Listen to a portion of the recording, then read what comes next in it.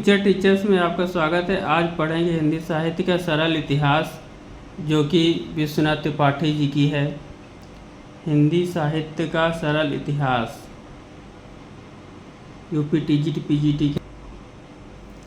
आदिकाल शुरू करते हैं। सामाजिक स्थिति इसकी देखेंगे।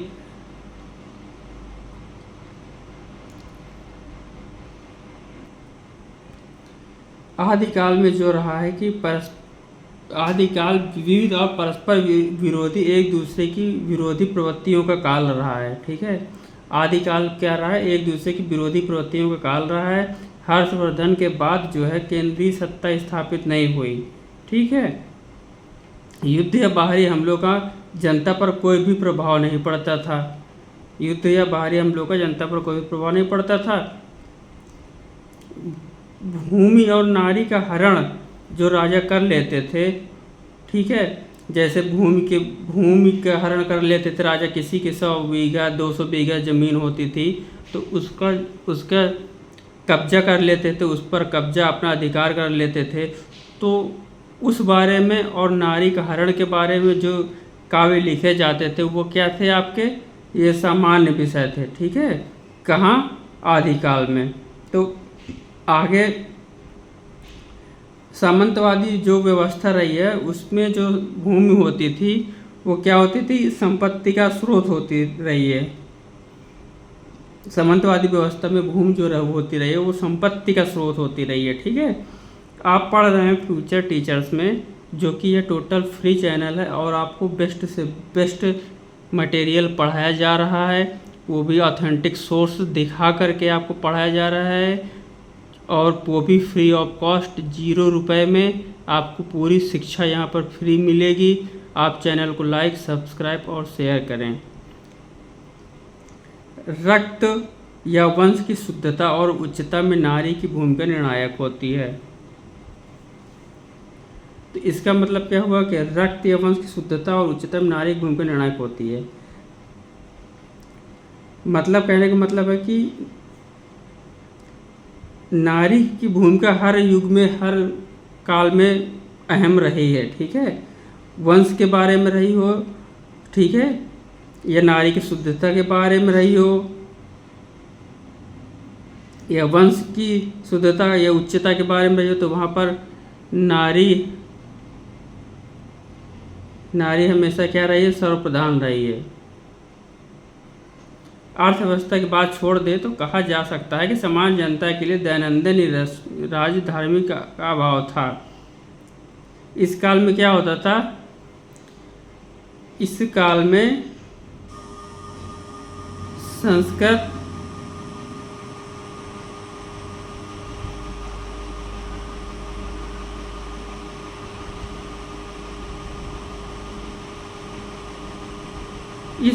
संस्कृत प्राकृत और अपभ्रंश में भी रचनाएं हो रही थीं, और साथ ही कौन सी रचनाएं? हिंदी भी अपना रूप ग्रहण कर रही थी। ठीक है, संस्कृत और प्राकृत और अपभ्रंश में तो रचनाएं हो ही रही थी, और साथ में क्या हो रहा था कि जो हिंदी है आपकी, जो हिंदी भी क्या कर रही थी? अपना रूप ग्रहण कर रही थी। मतलब हिंदी भी साथ साथ में क्या हो रही थी? अपना रूप ग्रहण कर रही थी, अपना दर्जा पा रही थी, अपना स्थान पा रही थी। ठीक है, ये है आपका हो गया। मेन चीज़ देखेंगे। अब देखिए, आदिकाल जो रहा है हिंदी साहित्य में अनेक बोलियों का साहित्य प्रतीत होता है। आदिकाल में अनेक बोलियां बोली जाती रही हैं। बोलियां हर काल में बोली जाती रही हैं, मगर आदिकाल में बोलियों का साहित्य क्या है? अधिक विस्तृत और व्यापक रहा है। ठीक है, वस्तुतः हम ये कह सकते हैं कि यह काल जो रहा है अनेक सिद्धांतों से, दृष्टियों से क्या रहा है? संधि काल रहा है। संधि काल रहा है, जोड़ने का काम इस काल में हुआ है। ठीक है, आदिकाल में क्या हुआ है? बोलियों को जोड़ने का काम हुआ है, और विभिन्न तरह के जो विचार हैं उनका मिलन हुआ है आदिकाल में। धार्मिक दृष्टि से इस काल में अनेक ज्ञात अज्ञात साधनाएं प्रचलित थीं। इस काल में क्या होता रहा है कि जो साधनाएं होती रही, पूजा पाठ होते रहे हैं, वो अनेक तरह की साधनाएं चलती रही हैं। कोई कुछ मानता है, कोई कुछ मानता है, तो सब क्या था, अपने अपने धर्म वंश के हिसाब से सब चल रहा था। इस आदिकाल की मेन विशेषता अगर हम बात करें तो आदिकाल की मेन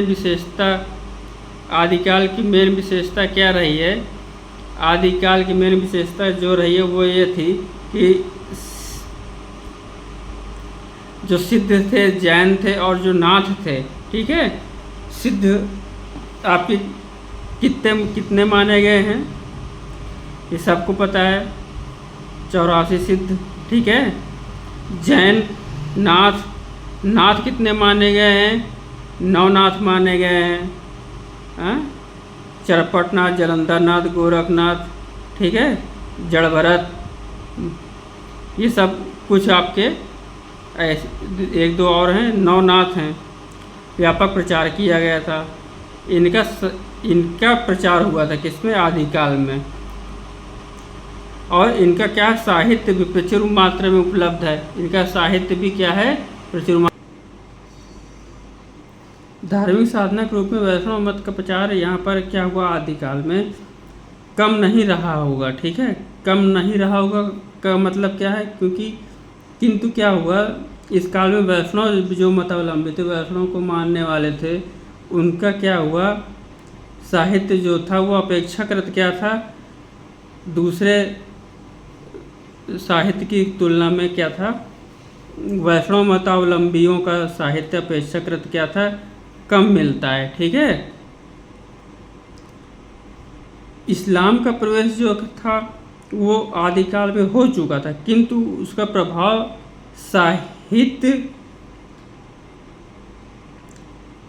साहित्य पर और क्या था, आदिकाल के अंतिम चरण के प्रसिद्ध कवि किसमें? अमीर खुसरो में दिखाई पड़ता है, ठीक है। किसमें? किसका प्रभाव? इस्लाम का प्रवेश हो चुका था, मगर क्या था कि उसका प्रभाव साहित्य पर आदिकाल के अंतिम चरण के, ठीक है, आदिकाल के अंतिम चरण के प्रसिद्ध कवि कौन रहे हैं? जो अमीर खुसरो थे, उन पर दिखलाई पड़ता है, ठीक है। संदेश रासक का रचयिता अब्दुल रहमान अपने नाम से इस्लाम धर्मावलंबी ज्ञात होता है। संदेश रासक के रचयिता कौन रहे? अब्दुल रहमान। वो कौन थे? इस्लाम धर्मावलंबी जाने जाते हैं, इस्लाम को मानने वाले, ठीक है, किंतु उसकी रचना पर इस्लाम का प्रभाव नहीं के बराबर है, मगर उनकी रचनाओं में क्या था, इस्लाम का कोई असर नहीं था, ठीक है, मतलब कहने का इस्लाम ना के बराबर रहता था। मुस्लिम जो संप्रदाय था उसकी जो भी रीति रिवाज रहे हैं, जैसा भी उनका पूरा अपना फॉलो करने का सिस्टम रहा है, वो चीज़ें इन्होंने अपने साहित्य में कम दर्शाया है। किन्होंने? अब्दुल रहमान, संदेश रासक, जिनकी रचना है, ठीक है। अब चलिए देखते हैं सिद्ध कवि के बारे में। आदिकाल के जो सिद्ध कवि रहे हैं तो उनमें उस काल के बारे में जो बौद्ध धर्म रहा है तो उसमें क्या हुआ, बौद्ध धर्म जो काल उस समय तंत्र मंत्र की जो साधना रही है, ठीक है, हाँ, उस पर बदल गया था। कौन? बौद्ध धर्म। मतलब बौद्ध धर्म क्या था, तंत्र मंत्र की साधना में ध्यान देता था, वो उसको मानता था, ठीक है। वज्रयान जो थी वो भी बौद्ध धर्म को फॉलो करती थी, उसकी अनुयायी थी। तो जो राहुल सांगत्यायन जी हैं उन्होंने बताया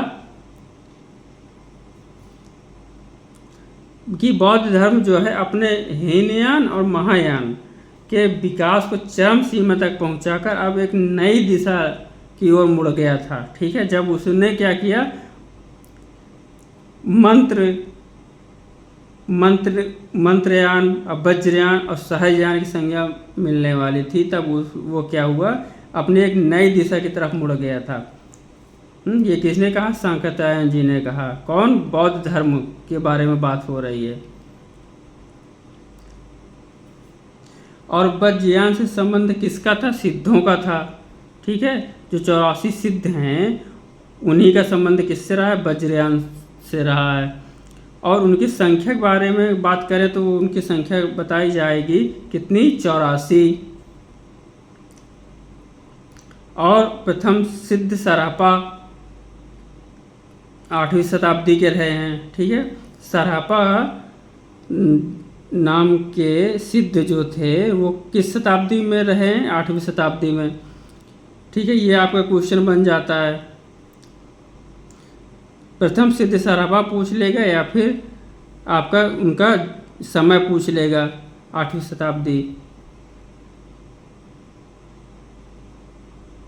इनका जो मेन मत रहता था वो क्या रहता था कि सहज जीवन पर बहुत अधिक बल देते थे। किस पर बल देते थे, सहज जीवन पर, सिंपल जीवन जीते थे और उस पर जोर देते थे और दूसरों को प्रेरित करते थे जीने के लिए।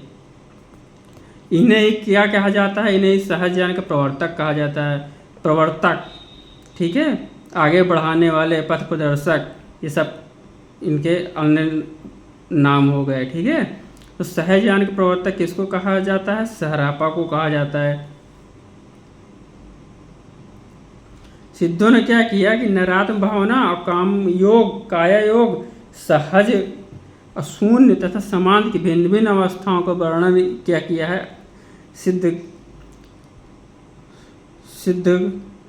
कवियों के अंतर्गत आता है। आप लोग पढ़िए इसको।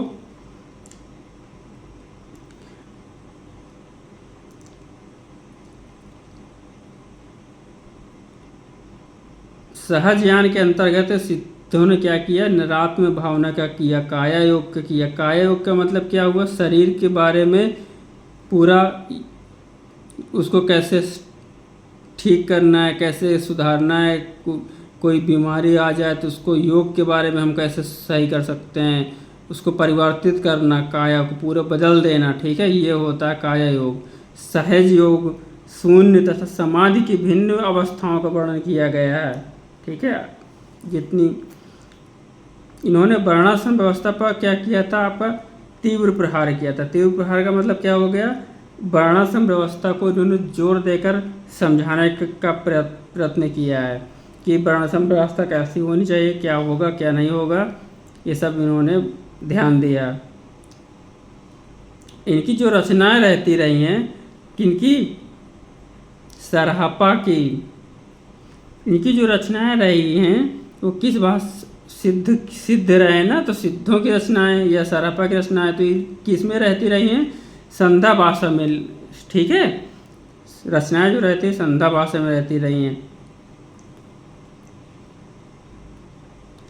जो संध्या भाषा के बारे में अगर हम पूछें कि संध्या भाषा कैसी भाषा रही है, तो ये वस्तुतः कैसी रही है, अंतःसाधनात्मक। अंतःसाधनात्मक मीन्स हो गया कि हमारे अंदर के साधना को जागृत करने वाली, ठीक है, अनुभूतियों को संकेत करने वाली भाषा रही है। इसीलिए प्रतीकार्थ खुलने पर क्या हुआ, ये समझ में आई। इसका जब अर्थ खुला, प्रतीक हुआ, प्रतीकार्थ हुआ, तो उसके खुलने पर क्या हुई, ये समझ में आई संध्या भाषा। इस संध्या भाषा को किसने अपनाया, सिद्धों ने तो अपनाया था। ठीक है, बाद में क्या हुआ, नाथों ने भी अपना लिया, अपने में फॉलो कर लिया। कबीर और निर्गुण संतों की इसी भाषा शैली को उलटबासी कहा जाता है। ठीक है, कबीर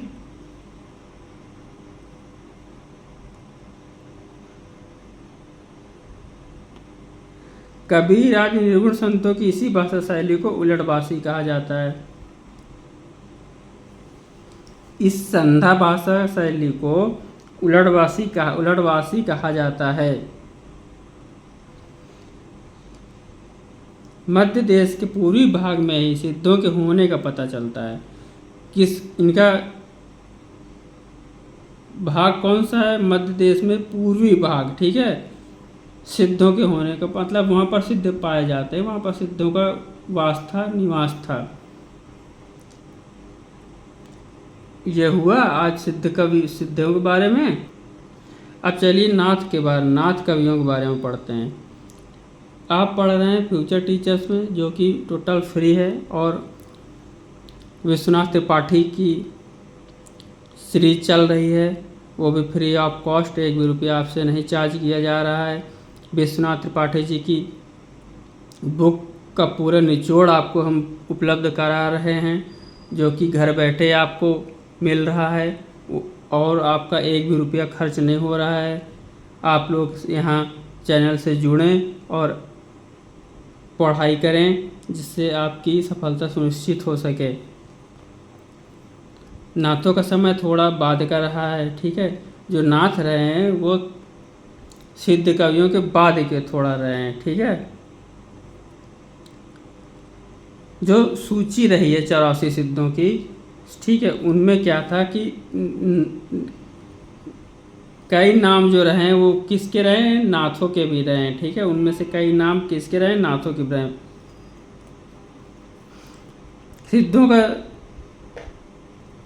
सिद्धों का जो संबंध रहा है वो नाथों के साथ भी रहा है, ठीक है।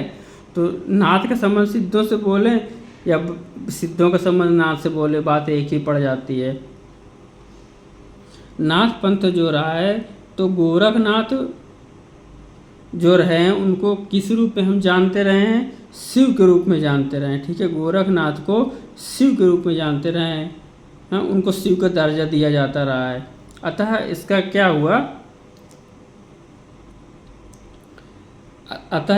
हुआ कि शैव होना स्पष्ट है, ठीक है। नाथ कवियों में गोरखनाथ को शिव का दर्जा दिया जाता था, तो वो क्या मानते थे? शैव, ठीक है।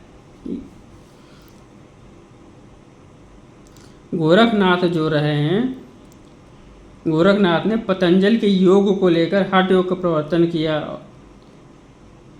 और ब्रह्मचर्य, वाक संयम, शारीरिक मानसिक शुचिता तथा मध्य मांस के त्याग का आग्रह किया। किसका? ब्रह्मचर्य का इन्होंने फॉलो करना शुरू करवाया।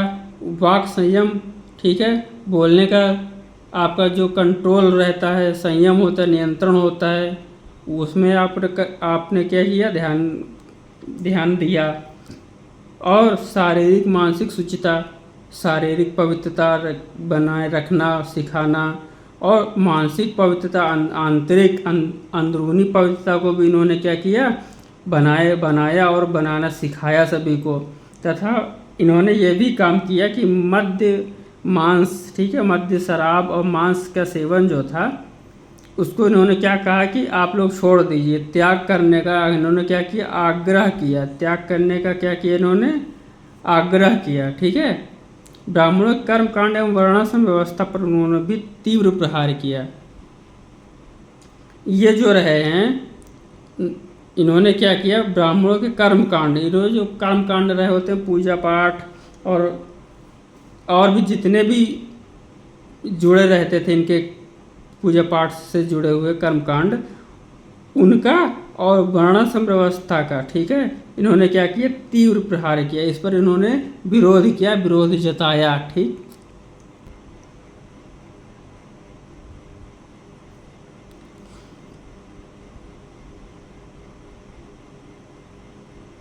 उनका एक सिद्धांत रहा है कि जो पिंड सो ब्रह्मांड है। इसका मतलब क्या हुआ कि जो शरीर में है, ठीक है, हमारे शरीर में जो है पंच तत्व हैं, ठीक है, पंच तत्व से बना शरीरा, तो वो क्या है? वही ब्रह्मांड में भी है, ठीक। वही सब ब्रह्मांड में भी है। आकाश, ठीक, धरती, जल, हाँ, अग्नि, ये सब चीज़ें जो रही हैं, तो ये सब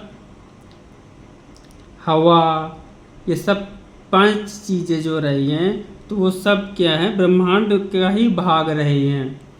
इड़ा पिंगला नाद बिंदु की साधना क्या रही है, साधना षट चक्र वेदन और शून्य चक्र में कुंडलिनी के प्रयोग आदि नाथों के अंतर साधना के प्रमुख अंग हैं। नाथों के क्या रहे हैं, कौन कौन से प्रमुख अंग रहे हैं, इड़ा पिंगला नाद बिंदु की साधना और षट चक्र भेदन, ये सब योग के ही भाग हैं, उनके नाम हैं। शून्य चक्र में कुंडलिनी जागृत जो होती है का प्रयोग आदि नाथों की अंतर साधना के क्या रहे, मुख्य भाग रहे हैं। इन्होंने भी क्या किया है कि संध्या भाषा का प्रयोग किया है, ठीक है। इनका अगर निवास की बात करें तो नाथों का निवास जो रहा है मध्य प्रदेश, ठीक है, का पश्चिम का भाग रहा है। मध्य प्रदेश में कहाँ रहे हैं, पश्चिम के भाग, पश्चिमोत्तर भाग में रहे हैं। गोरखनाथ के बारे में कहा जाता है कि मत्स्येंद्र नाथ या मच्छंदर नाथ के शिष्य रहे हैं, ठीक है। अर्थात क्या हुआ कि इनके गुरु का नाम क्या था, गोरखनाथ के मत्स्येंद्र नाथ या मच्छंदर नाथ कह सकते हैं। यहाँ पर आपको एक एक पंक्ति पढ़ाई जाएगी, अच्छी तरह से पढ़ाई जाएगी, क्योंकि टीजीटी पीजीटी इसका सिलेबस इतना विशाल अथाह है कि हम अगर कहीं से भी क्वेश्चन आ जाए तो वो हमसे छूटे ना, इस तरह की हमको सटीक तैयारी करनी है। और हम यहाँ पर जो इतनी मेहनत से आपको एक एक लाइन का अर्थ बता रहे हैं केजी वालों की तरह, तो हम ऐसे ही नहीं पढ़ा रहे हैं, आपको एक एक अक्षर समझ में आ जाए इसलिए पढ़ा रहे हैं और आपका पूरा अच्छे से तैयारी हो जाए। देखिए यहाँ पर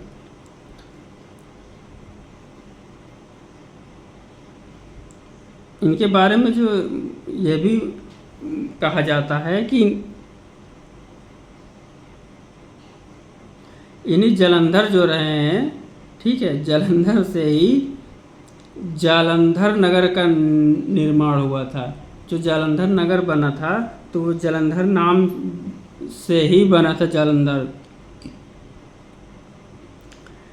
राहुल सांग कहते हैं गोरखनाथ का समय जो रहा है वो तो 10वीं शताब्दी में कर रहा है। आज रामचंद्र शुक्ल ने इन्हें क्या किया, इन्हें क्या किया, पृथ्वीराज चौहान के समय का बताया है। हजारी प्रसाद द्विवेदी ने इनको तो क्या किया, 10वीं शताब्दी का माना है।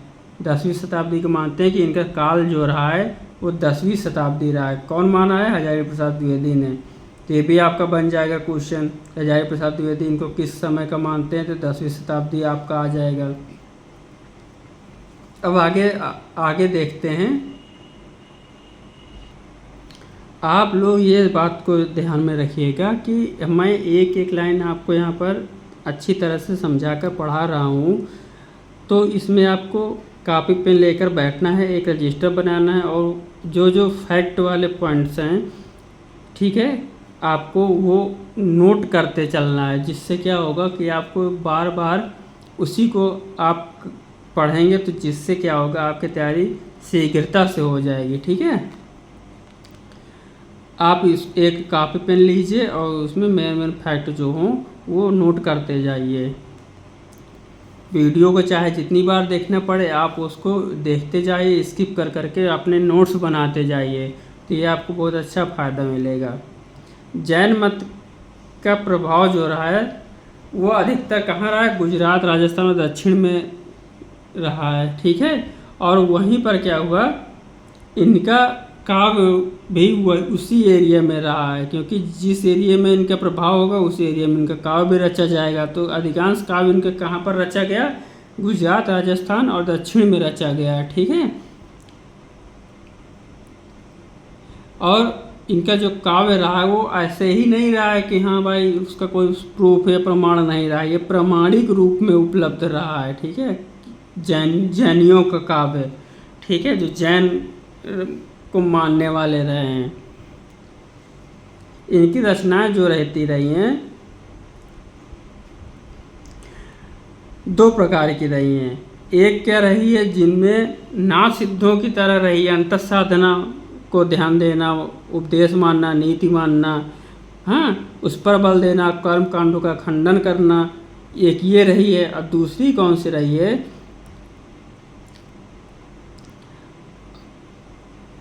और क्या हुआ कि जैनियों का जो काव्य रहता रहा है वो दोहों में रचित रहा है। अधिकतर दोहे बनाते थे, मुक्तक में लिखते थे, ठीक है। और दूसरी इनकी क्या रही है रचनाएं करने का प्रकार? पौराणिक रहा, जैन साधकों की प्रेरक जीवन, ठीक है, कथा या लोक प्रचलित कथाओं को आधार बनाकर प्रचार किया करते थे। लोक प्रचलित कथाएं जो रहती रही हैं, ठीक है, जो जनता के प्रति, जन सम्मान के प्रति समाज जो फैली रही हैं जो कथाएं, उनको आधार बनाकर क्या किए? जैन मत का अपने प्रचार किया। किसका प्रचार किया? जैन मत का प्रचार किया। अपने जैन मत का प्रचार किया। किसका? लोक प्रचलित कथाओं के आधार पर उन कथाओं को सुनाते थे, बोलते थे, बताते थे, उसको प्रचार करते थे। उस पर उन्होंने क्या किया? अपने जैन को बढ़ावा दिया। जैन जो रहा है पौराणिक काव्य एवं चरित काव्य इसी श्रेणी के काव्य रहे हैं, ठीक है। जैन आचार्य हेमचंद 12वीं शताब्दी के माने जाते हैं। हेमचंद का जो समय रहा है वो 12वीं शताब्दी का माना जाता है। प्राकृत व्याकरण और मेरुतुंग 13वीं शताब्दी के। मेरुतुंग किसके रहे हैं? 13वीं शताब्दी के। प्रबंध चिंतामणि में जैनेतर रचनाएं भी संकलित हैं। किसमें? प्रबंध चिंतामणि में किसकी रचना संकलित है? जैनेतर, जैन काल में जो रची गई रचनाएं हैं वो कहाँ संकलित हैं? उनका जिक्र और वर्णन कहाँ किया गया है? प्रबंध चिंतामणि में, ठीक है। किस पे किया गया है? प्रबंध चिंतामणि में कौन सी रचनाएं हैं? जैनेतर रचनाएं संकलित हैं। ये आपको याद रखना है, ये आप नोट्स कर सकते हैं।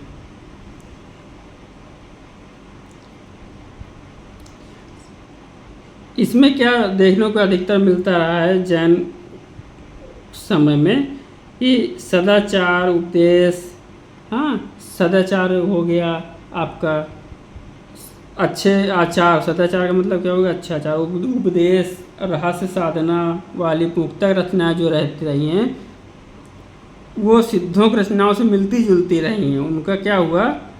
जो रचनाएं रहती सिद्धों की रचनाओं से बहुत मिलती जुलती रही। उनका आपस में मेल जोल रहा, एक ही तरह के उनके विचार मिलते जुलते रहे, क्योंकि वो भी मानते थे कि हाँ भाई अच्छे कर्म करना है, ब्रह्मचर्य करना है, ठीक है। और वो भी मानते थे कि सद्विचार पालन करना है, उपदेश, ठीक है, ये चीज़ें हैं। तो क्या की सिद्धों की रचनाओं से उनकी मैचिंग होती थी, मिलती जुलती रही हैं थिंकिंग, विचारधारा।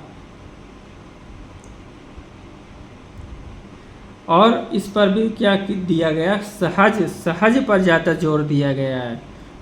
सहज पर, सहजता पर, मतलब कि सिंप्लिसिटी पर, ठीक है। जोइंद जो रहे वो 10वीं शताब्दी के, ये क्या हैं? राम सिंह 12वीं शताब्दी के इस कोड के क्या रहे? प्रमुख जैन कवि रहे हैं, ठीक है। जैन मतावलंबी कवियों में जो रहे 10वीं शताब्दी के जोइंद और राम सिंह 12वीं शताब्दी के, तो ये क्या रहे हैं?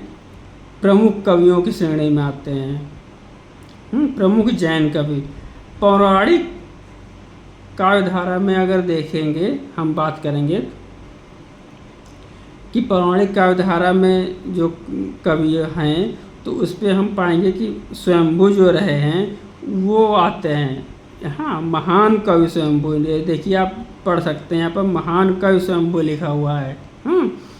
जिन्होंने क्या किया? राम कथा को पौमचर्यु की रचना का आधार बनाया था। इनकी जो पौमचर्यु रचना रही है तो उसको क्या किया?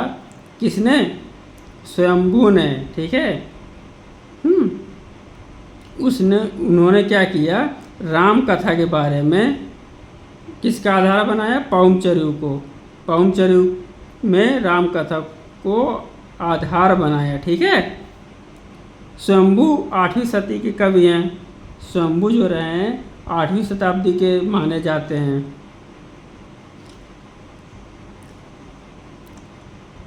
जो पौमचर्यु रचना रही है वो जायसी जी की जो रचना पद्मावत थी, ठीक है। तो पद्मावत रचना जो रही जायसी की, वो तुलसीदास के रामचरितमानस की ही तरह एक कड़वकबद्ध है, ठीक।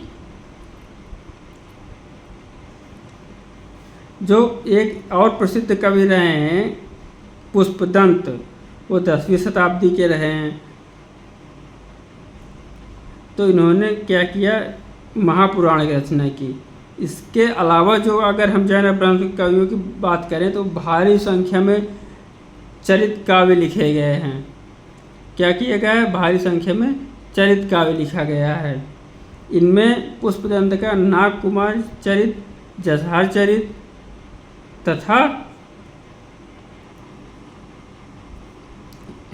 तथा कनकामर मुनि जो रहे 11वीं शताब्दी के, उनका करकंड चरित जो रहा है वो अधिक प्रसिद्ध हैं, ठीक। आप यहाँ पर फ्यूचर टीचर्स एकेडमी में जो यूट्यूब चैनल है वहाँ पढ़ रहे हैं, जो कि फ्री चैनल है। यहाँ पर आपसे किसी तरह का ₹1 नहीं लिया जाता है और ऑथेंटिक सोर्स आपको पूरा पढ़ाया जा रहा है। हिंदी साहित्य का सरल इतिहास विश्वनाथ त्रिपाठी जी की है, और ये TGT PGT net JRF DSSB सब के लिए बहुत ही इम्पोर्टेंट हैं। तो ये जितने भी स्टूडेंट हैं वो सब पढ़ सकते हैं। भविष्य दत्त कथा नामक प्रसिद्ध अपभ्रंश जो रही है धनपाल की, 10वीं शताब्दी के रहे हैं। धनपाल किस शताब्दी के रहे हैं, 10वीं शताब्दी के रहे हैं। तो इनकी जो भविष्य दत्त कथा रही है, तो ये ऐसी रचना मानी जाती है कि लोक प्रचलित कथाओं, ठीक है, लोक प्रचलित कथा को भी सरल बनाए रखा गया है, और जैन मत में दीक्षित होने की प्रेरणा भी दी गई है। तो यहाँ पर जो इनकी कथा रही है वो लोक प्रचलित कथा को भी सरल बनाकर रखी है। किसमें, धनपाल जी की रचना है, ठीक है। और क्या किया, जैन मत में दीक्षित होने की प्रेरणा भी दी गई। तो जैन मत में दीक्षित होने के लिए प्रोत्साहित किया गया, उनको उकसाया गया कि जैन मत में दीक्षित होइए, दीक्षा लीजिए, उनके अनुयायी बनिए, फॉलोअर बनिए, ये चीज़ें की गई। तो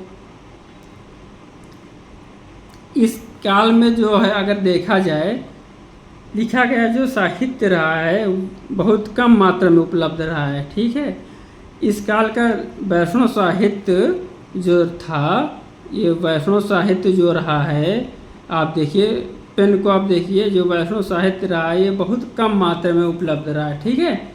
लेकिन बाद में क्या हुआ कि लक्ष्मीधर द्वारा 14वीं शताब्दी में संकलित प्राकृत पैंगलम के अनेक छंदों में क्या किया गया, विष्णु के विभिन्न अवतारों से संबंधित पंक्तियाँ मिली हैं।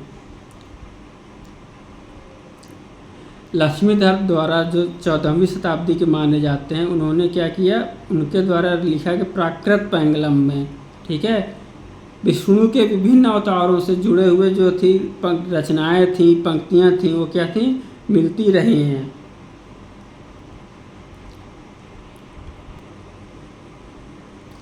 और इसी प्रकार अगर हम आगे देखें तो आगे हम ये पाएंगे कि जो 12वीं शताब्दी के हेमचंद रहे हैं, उनके प्राकृत व्याकरण में क्या किया गया, प्राकृत व्याकरण में संकलित जो रही हैं अपभ्रंश के दोहे, ठीक है, उसमें किसके बारे में वर्णन हमको मिला, उसमें कृष्ण के बारे में वर्णन मिला, राधा के बारे में वर्णन मिला, दशमुख आदि की चर्चा आती है, ठीक। तो इससे हम लोग अंदाजा ये लगा सकते हैं कि विष्णु इस साहित्य, ठीक है, विष्णु के बारे में साहित्य मिला हमको, उनके विभिन्न अवतारों के बारे में प्रचुर मात्रा में रचना की गई, हाँ। और अब क्या हुआ, जो अब उपलब्ध नहीं है, उस काल में क्या हुआ, रचनाएं हुई, सब कुछ हुआ, मगर वो अब उपलब्ध नहीं है, मिल नहीं पाया, ठीक है, अब उपलब्ध नहीं है। और ऐसे ही बहुत कुछ स्थिति क्या बनी रही है, श्रृंगार परक लौकिक काव्य की भी रही है कि जो श्रृंगार काव्य रहा है उस समय का, तो उसमें यही चीज़ देखने को मिली कि मिल नहीं पाया। सौभाग्यवश भी बाद में क्या हुआ, 11वीं शताब्दी में जो राउल वेल रचना रही है और संदेश वाचक रचना रही है 13वीं शताब्दी में। तो वो दो रचनाएं क्या हुई, प्रमाणिक तौर पर उपलब्ध हो गए। ठीक है, मतलब ये जो रचनाएं मिली कौन कौन सी, संदेश वाचक और राउल वेल। ठीक है, 11वीं शताब्दी की रही है और एक क्या रही है, 13वीं शताब्दी की रही है। संदेश वाचक जो रही है रचना, तो हम इसको इस महत्व से भी आंक सकते हैं कि संदेश वाचक जो रही है वो इस्लाम धर्म को मानने वाले जो थे, धर्मावलंबी जो थे, उनकी क्या रही है, प्रथम रचना रही है। हाँ, संदेश वाचक जो रही है इस्लाम धर्म को मानने वाले कवियों की प्रथम रचना रही है।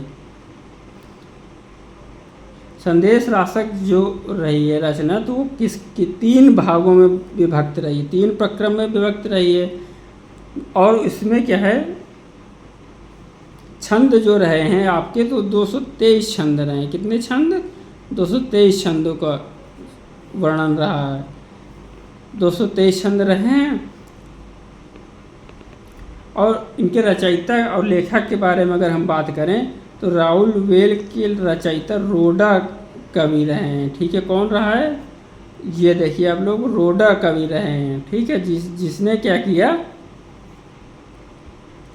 अंतापुर में रहने वाली, उस स्थान में रहने वाली क्या हुई, अंतापुर में रहने वाली विभिन्न प्रदेश की रानियों को वर्णन किया है। वहाँ पर क्या किया, रोडा कवि ने रानियों का वर्णन किया है। किनका, रानियों को वर्णन किया है। अब आगे बात करते हैं और देखते हैं क्या क्या खूबियाँ रही हैं। तो प्राकृत पैंगलम के जो छंद रहे हैं उनको देखने से हमको ये समझ में आ रहा है, और आप लोगों को देखने से ये समझ में आएगा कि आश्रयदाता राजाओं को आधार बनाकर रचना करते रहे हैं। ठीक है, किनको आधार बनाया था, राजाओं को आधार बनाया था। हाँ, प्राकृत पैंगलम विद्याधर द्वारा रचित किसी राजा, संभवतः जयचंद की एवं अनुमानतः सारंगधर द्वारा रचित हमीर की प्रशंसा में लिखे गए पद्य मिलते हैं। किनके पद्य मिलते हैं, हमीर की प्रशंसा में लिखे गए पद्य मिलते हैं। हाँ, जयचंद की एवं सारंगधर द्वारा लिखित, है ना। तो सारंगधर द्वारा लिखा गया किसके बारे में, रचित हमीर की प्रशंसा के बारे में लिखे गए पद्य मिलते हैं। हेमचंद जो थे, तो इनके प्राकृत व्याकरण में अपभ्रंश के दोहे संकलित रहे हैं। इस प्राकृत व्याकरण में, हेमचंद के प्राकृत व्याकरण में किसके दोहे संकलित रहे हैं, अपभ्रंश के दोहे रहे हैं। इससे हम ये कह सकते हैं कि उस समय क्या रहा है कि ये दोहा जो है लोकप्रिय छंद था। ठीक है, उस समय का।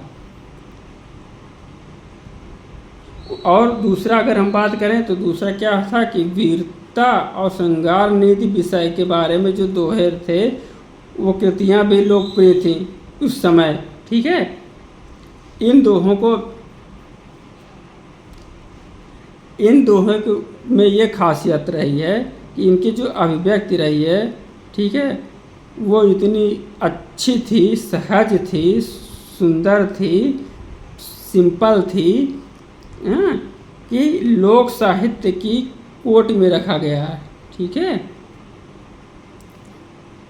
और क्या हुआ साथ में, धर्म के बारे में वीर और श्रृंगार और नीति परक दोहे के कुछ उदाहरण नीचे हैं, वो हम लोग पढ़ेंगे।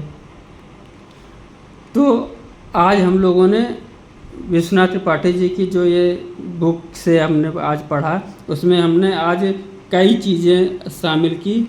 सामाजिक की स्थिति को देखा, जैन के बारे में पढ़ा, सिद्धों के बारे में पढ़ा और नाथों के बारे में हमने आज पढ़ा। तो आज हमने कई चीज़ें कवर करी हैं और बाकी का हम लोग अगले भाग में कवर करेंगे। तो आप लोग अगला भाग पढ़ने के लिए चैनल से जुड़े रहें और चैनल को सब्सक्राइब करें और शेयर करें, जिससे जो नहीं सक्षम है, जो सक्षम नहीं है पैसा देने में, कहीं पर भी 2000 4000 के बैच लेने में, वो पढ़ पाए। आप लोग उनकी हेल्प करिए और मदद करिए और चैनल को लाइक सब्सक्राइब शेयर करिए। धन्यवाद।